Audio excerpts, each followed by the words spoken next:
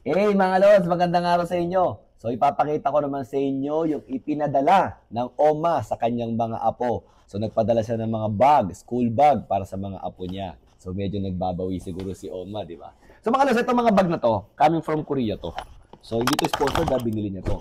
So nakalagay siya sa mga ganitong lalagyan, ano? Yan, oh. Yan. Tapos pagbukas mo nito, may mga plastic pa yan na pinaglalagyan na mismong bag na yan. So mga lods, pakita ko muna sa inyo yung kulay purple. Actually, pares lang naman to. Magkaiba lang ng kulay. So itong kulay purple na to mga lods, meron siyang tatlong bag. Set siya. So meron siyang yung pinaka-backpack talaga. Ganda oh. Grabe yung details. So tapos parang supernova pa yung design oh. Diba? Tapos sa loob dito, meron siyang lagay ng pangalan. Okay? So, ang daming bulsa. Tingnan nyo sa gilid. O, di ba? Ang daming zipper. Tapos meron din siyang lagayan dito sa may gilid. Sobrang tuwan-tuwa yung mga anak ko. Excited na nga silang gamitin eh. Pagkatapos, meron siyang mini bag. Di ba? Tapos, meron din siyang tote bag. Siguro dito, pwedeng ilagay yung mga, yung mga lunchbox niya. So, set yan. Ito yung pambabae. Ito naman yung panlalaki mga lods. Grabe, nagandaan ako dito.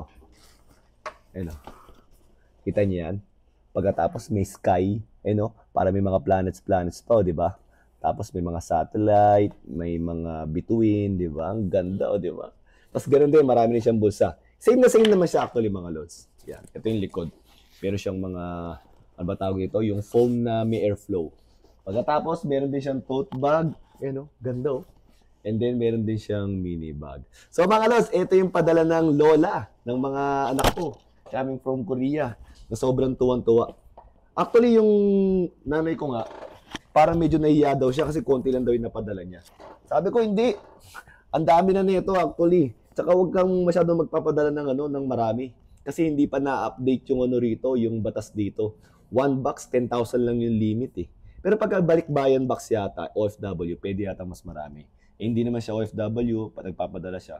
So tama lang to, isang box ganito, medyo discounted to kaya hindi lalagpas doon sa limit. Yung pinaliwanag ko na sa kanya. So mga lods, sana nag-enjoy kayo na sineshare ko sa inyo at pinapakita yung enjoyment ng oma ko na magpadala ng mga gamit para sa mga apo niya. Ilang mga lods ha. Thank you!